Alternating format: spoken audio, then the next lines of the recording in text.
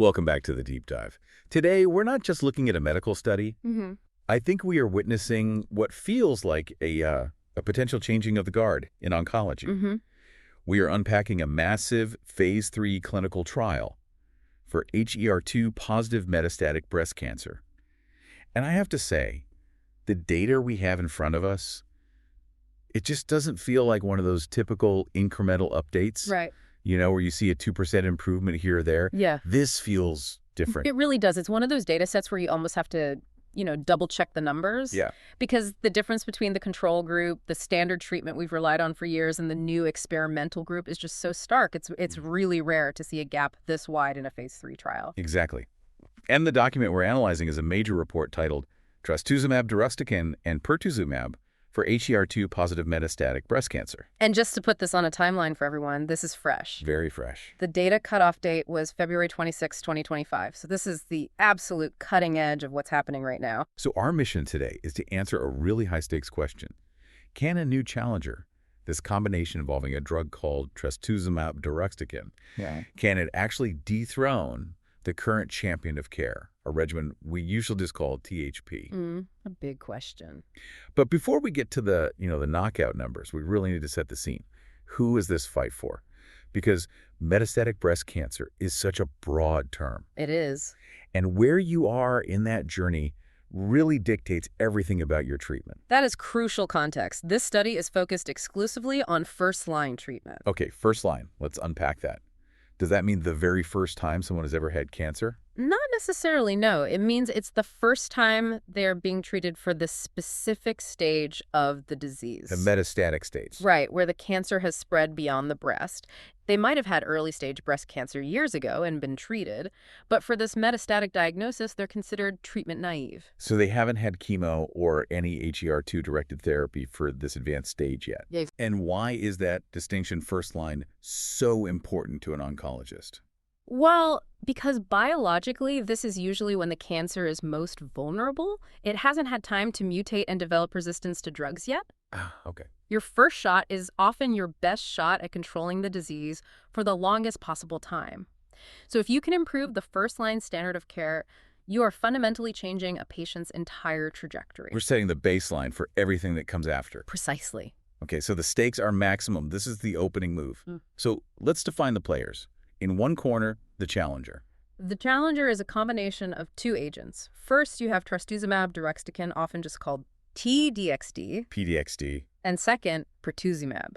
I want to pause on TDXD for a second. Yeah. We've talked about ADCs or antibody-drug conjugates before, but for anyone who's new to this isn't just chemo in the old-school sense. No, it's much, much smarter. The best analogy is a Trojan horse. The Trastuzumab part is the antibody. Think of it like a homing beacon that finds the HER2 protein on the cancer cell and just locks on. But the Deruxtecan part, that's the payload. It's an incredibly potent chemotherapy that's chemically linked to that antibody. So the antibody drives the chemo right to the cancer cell's front door, knocks, the cell lets it in, and then, boom. Exactly. The linker breaks, the chemo is released right inside the cell, and it just wreaks havoc. But TDXD has this special trick. It's called the bystander effect. The bystander effect. It sounds dramatic. It kind of is. Once that drug is released inside the target cell, it can actually pass through the cell membrane and kill neighboring cancer cells. Wow.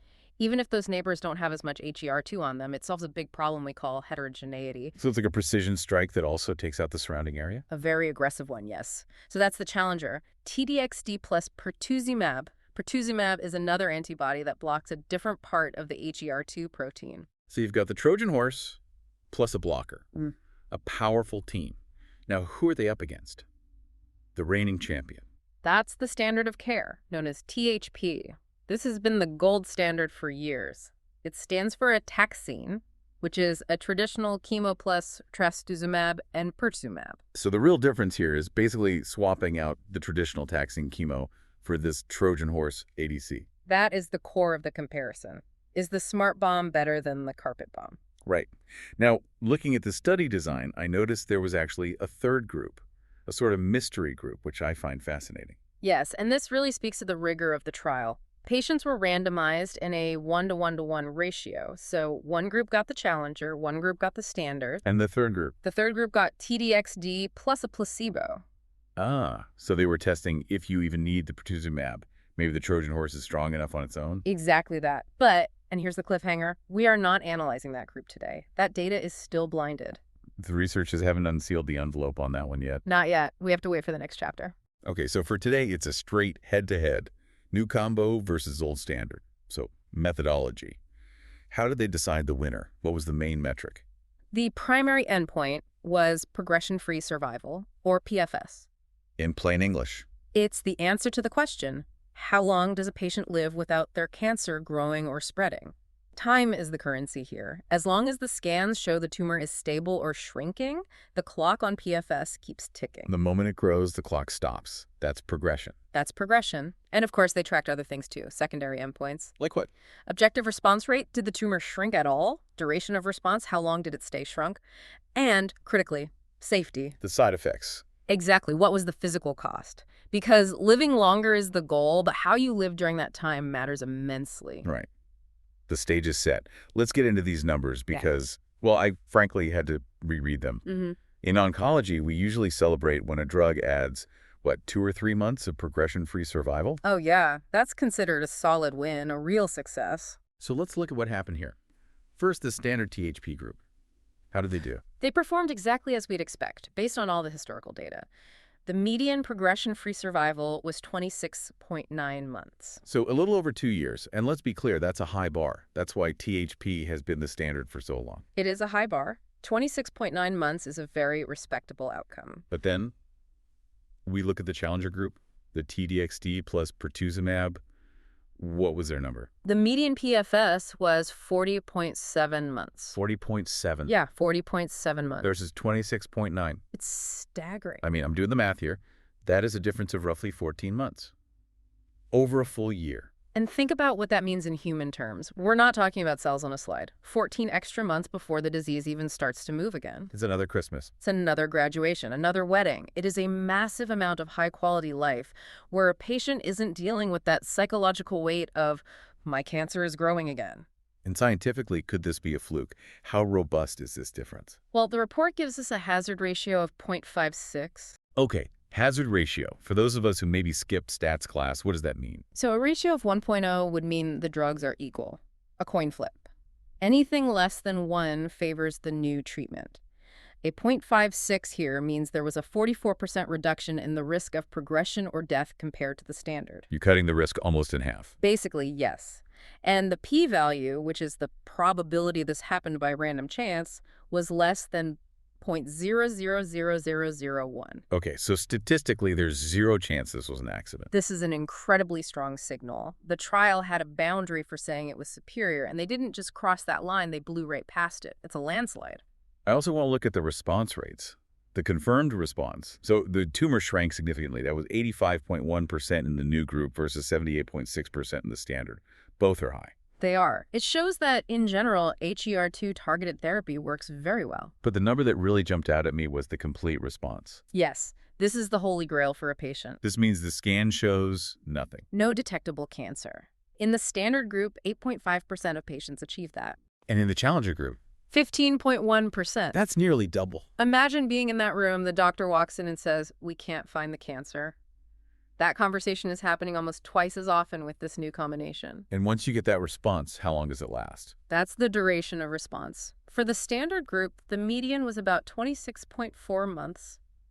For the new regimen, 39.2 months. So if it works for you, it keeps working for well over 3 years on average. It's durable, and that durability is what's driving these incredible PFS numbers. Okay. If we just stopped here, it would be a complete no-brainer. Right. Throw out the old protocol, everyone gets the new stuff, but biology is never a free lunch. There is always a cost. We have to talk about safety, because efficacy is how well it works, but toxicity is how it makes you feel. And looking at the broad strokes, the overall toxicity actually seemed pretty similar. On the surface, yes. The report says the rate of grade 3 or higher adverse events, those are the really severe ones, was 63.5% for the new treatment and 62.3% for the standard. So about 60% of patients in both groups had a pretty rough time at some point. Right. The volume of trouble was about the same, but the type of trouble, that's where the important difference is. Okay, so let's break that down. What were the main issues for the challenger group, the TDXD combo? The leaders there were neutropenia, low white blood cells, hypokalemia, which is low potassium, and anemia. Which makes sense given that potent chemo payload we talked about. Exactly. It behaves like a strong chemotherapy in that way. For the standard THP. Also neutropenia, that's common, but also leukopenia and significantly more diarrhea. That's a well-known side effect of the taxane and pertuzumab combo. So different flavors of bad, but things an oncologist knows how to manage.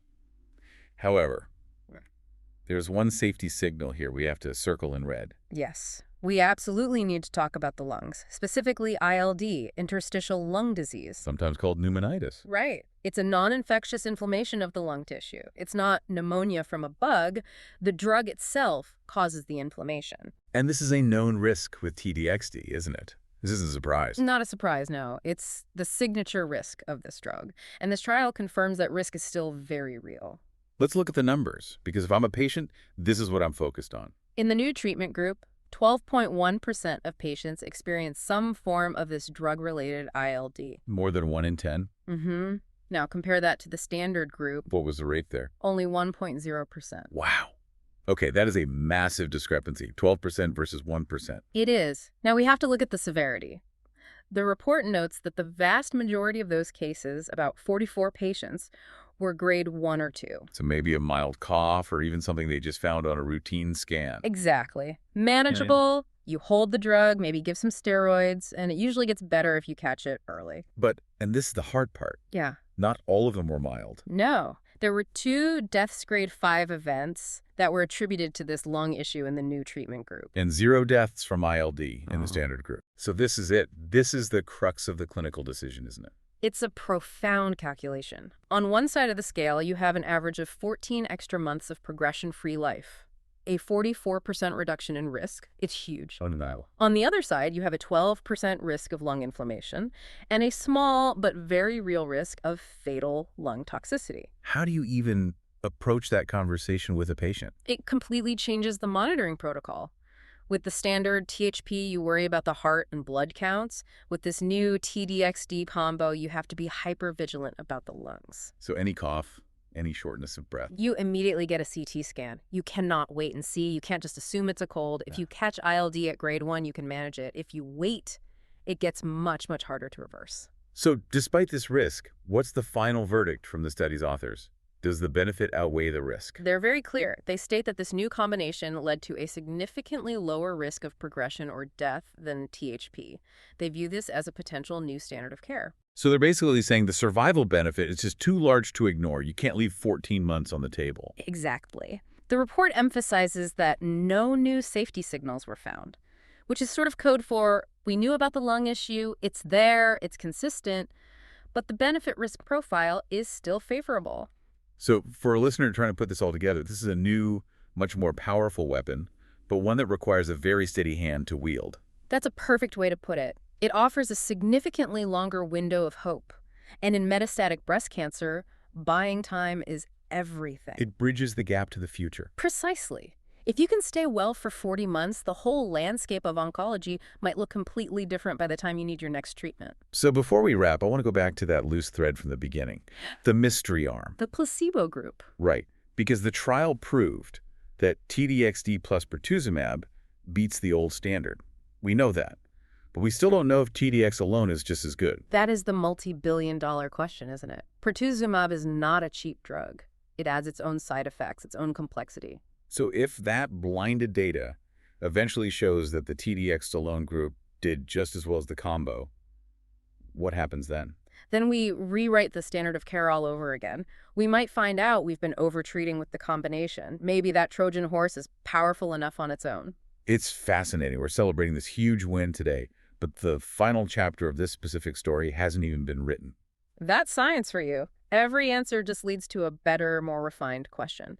But for today, the headline is that we have a regimen that adds over a year of disease control compared to what we've been using for a decade. And that is absolutely good news worth sharing. Absolutely. We've covered a lot of ground today, from ADCs to hazard ratios to serious lung toxicity. It's complex, but it is moving the needle for patients in a very real way. It's a hopeful time to be in this field. The tools are getting sharper. Well, thank you for helping us sharpen our own understanding. And to our listener, thanks for sticking with us on this deep dive. Whether you're a clinician, a researcher, or just someone fascinated by the science, we hope this gave you some clarity. Stay curious. And we'll catch you on the next one.